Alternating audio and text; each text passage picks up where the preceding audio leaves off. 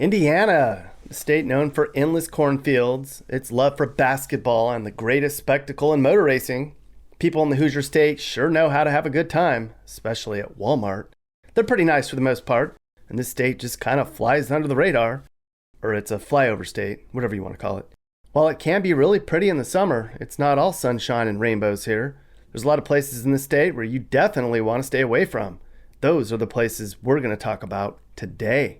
To measure the bad places in the state, you got to use data, right? You know, where there's high crime and poverty and where places are just run down and ghetto.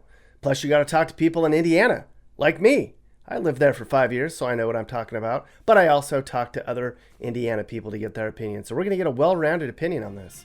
So while Indiana brought Larry Bird to the world, not every place in this state is a slam dunk. Let's get started, shall we?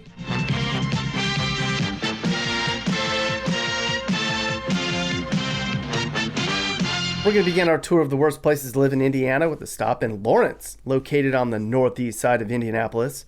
This suburb is home to about 50,000 people, and it's actually growing at twice the rate of the rest of Indiana, if you can believe that. If you absolutely have to live near the capital city, this might seem like the place to settle down, but it's not great. I mean, there's a reason Live PD was here every Friday night until they canceled the show, which sucks because it was amazing watching Lawrence people run around and get chased by the cops.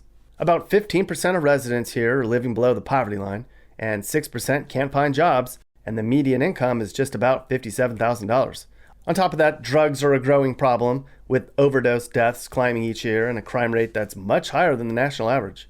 If you live in Lawrence for a year, you have a 1 in 46 chance of being the victim of a property crime. There were 187 cars stolen here last year. Even if you lock your doors, you can still be a victim. People here say they've even had their tires stolen.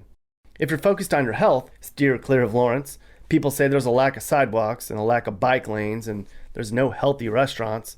If you're into fast food and high-end dining like Olive Garden, this is your place. But on the plus side, the schools are actually pretty decent, with a 93% graduation rate. Hey, that's cool. Good job there, Lawrence. At number 9 is Linton. Now, unless you live in Greene County, you might not even know about Linton. It's sort of south of Terre Haute. There's only 5,000 people here. People are welcomed into the city by giant signs that say, "You'll like Linton, but I think you won't like Linton." Linton suffers from a weak economy and a struggling school system. The median income is a measly $34,000, making it hard to make ends meet and leaving about 22% of the residents scraping by on food stamps. And the problems trickle back down to the school system too. Without much of a tax base, the schools in the area suffer and they receive poor ratings. Only 64% of students can read at the correct level, and just 44% of students are proficient in math.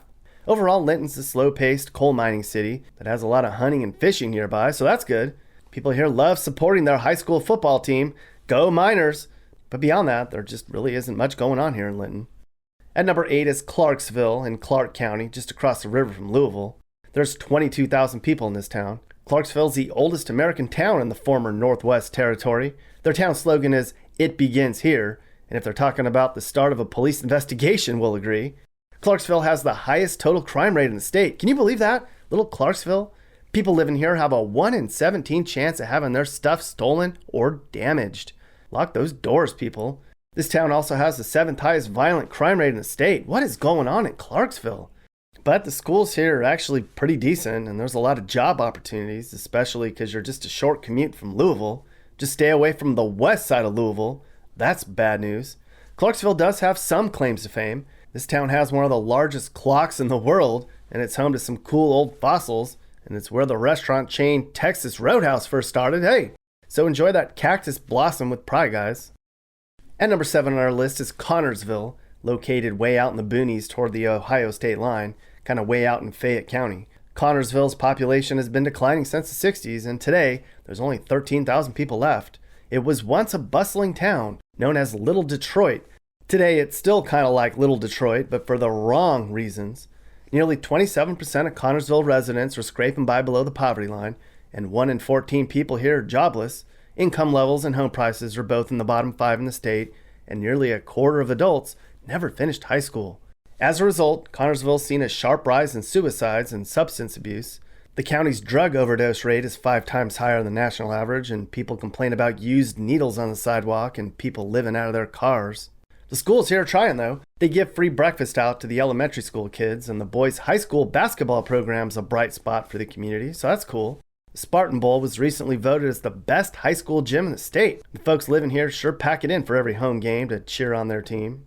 But aside from the high school basketball, there's just not much else to do here in Connersville. The people living out here are most likely bored, and they probably wouldn't have much disposable income to do much with, even if there was some form of entertainment. It seems fitting that the guy who created Sudoku was from Connersville, because that is a very boring thing to do. Hammond ranks as the 6th worst place to live in Indiana these days. It's way up on the Illinois border, south of East Chicago. It's basically a Chicago suburb. You can get there in about 45 minutes. But don't be fooled by the prime location. Hammond is not a place you want to live. Hammond suffers from a weak economy and high crime.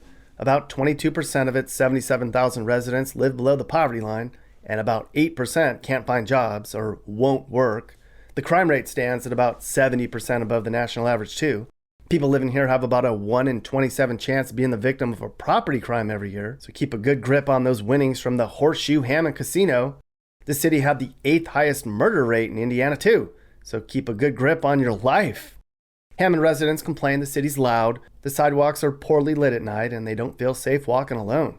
The city also struggles with a bad educational system.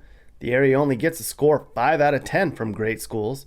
But if you don't have kids and safety isn't a concern, Hammond has a vibrant nightlife, has a diverse community, and a beautiful lakefront park and bird sanctuary.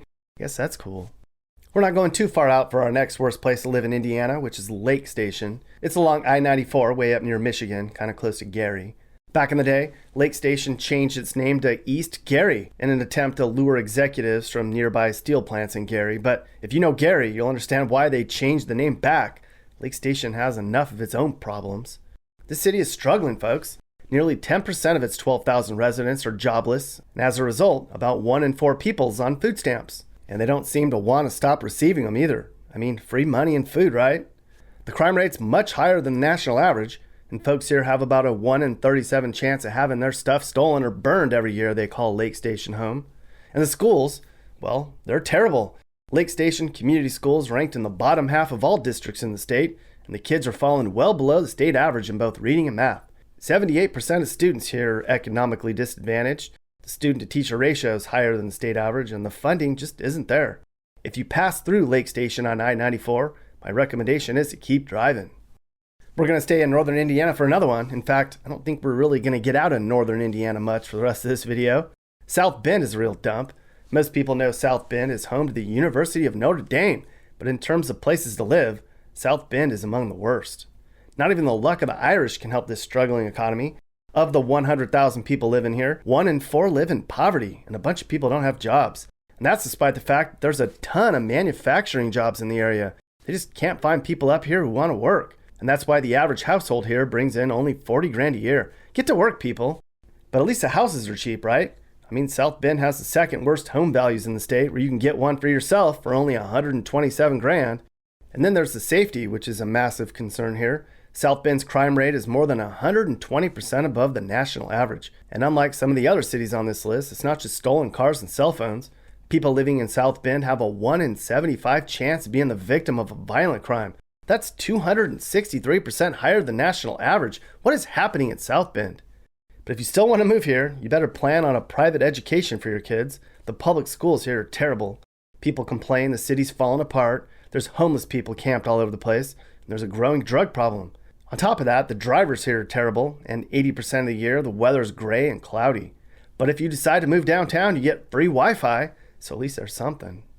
Now, if you live in the greater Indy area, you likely know about Anderson. It's way up outside of the Indianapolis sprawl on the north end, past Noblesville, way out in Madison County. There's 54,000 people here, and I think just about everyone in Anderson would agree that it's a shell of what it once was. GM used to be the big employer here, but when they left in the early 90s, the economy dried up and never recovered. Today, nearly a quarter of residents are on welfare, 1 in 12 can't find jobs, and those who can aren't earning much, just about 37 grand a year. Home values are really low, and so are the spirits among the people living here. At least that's what they say online. Residents complain that there's nothing to do here except for going to the casino, and there's nowhere nice to shop now that the mall's closed. There's empty buildings and dilapidated houses everywhere you look, and the streets are so bad, they just might swallow your whole car. Then there's drugs and crime. Drug use has swept over this town, causing frequent overdoses, especially among young people. And safety is a huge concern here too. Anderson averaged more than one rape case per week last year, giving this city the highest rate of rape cases in the whole state. It also has the third highest burglary rate in Indiana too. So before you enjoy a day hike at Mound State Park, you better triple check to make sure you locked your doors. At number 2, East Chicago. We talked about this place earlier. There's 28,000 people here and going down fast. Of course, when all the steel jobs left in the 70s and 80s, that devastated East Chicago. The population's plunged by more than 30,000 people in 50 years. And today, the East Chicago economy is in the pits. 1/3 of the population's on food stamps and 1 in 10 won't work. On top of that, 1 in 3 adults living here never finished high school. Come on, people. School's cool. Everyone knows the stereotype about Chicago being dangerous, but the crime rate in East Chicago is actually higher. It has the third highest violent crime rate in the whole state. That includes the second highest murder rate. In addition to violent crime, people living here have a 1 in 26 chance of being the victim of a property crime. If you live in East Chicago, you or somebody on your block probably had their home or car broken into last year. The police here sure are busy, I'll tell you that. And if that wasn't enough, in 2009, parts of East Chicago were discovered to have toxic lead and arsenic contamination. It's a problem they're still trying to clean up today. But if you have to move to East Chicago, at least the public schools are well funded. They're not safe, but your kids might get some attention if the teacher can keep the class settled down enough to actually teach.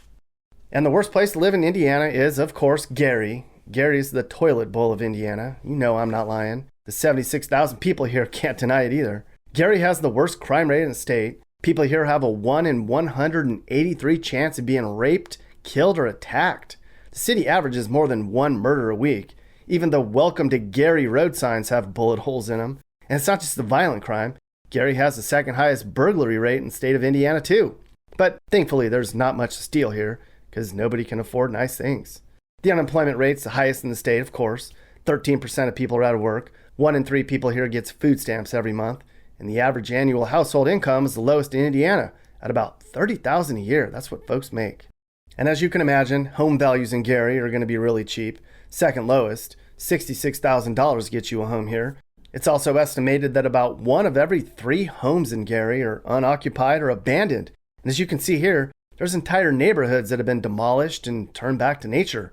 You can actually get a home in Gary for $1, but you'd have to live here for a year to get that deal. I'm guessing you don't want to live in Gary for a day, much less a year. On the bright side, there's some nice places in Gary. The area up along Lake Michigan has some nice homes. You could live there, I guess, but I have no idea where you'd shop or hang out without being utterly depressed.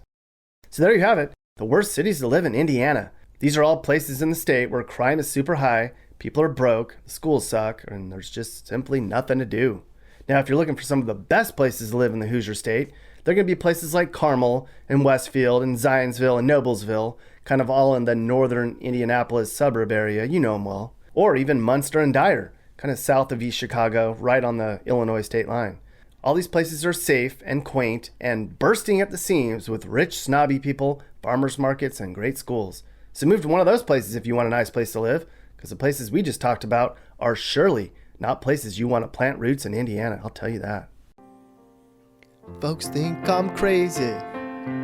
What do I grow? Drive around here and you'll see corn popping up in rows. Just look around me. All you see is beans. But at least all summer this whole place will be so green. And we can shop Walmart together, go to church together. Nothing's gonna stop us now. We can watch the Colts together, pick mushrooms together. Nothing's gonna stop us. Nothing's gonna stop us now. No, whoa. Hey guys, so if anything I just talked about upset you or made you sad or mad, well then do something about it. Call your local leaders and demand change. Chip in and help those in need. Make your community better, because communities don't get better without hard work and determination. America's a great place. It just needs some more love and pride. This is Sage, Nick's manager. This has been a Corner House Entertainment production.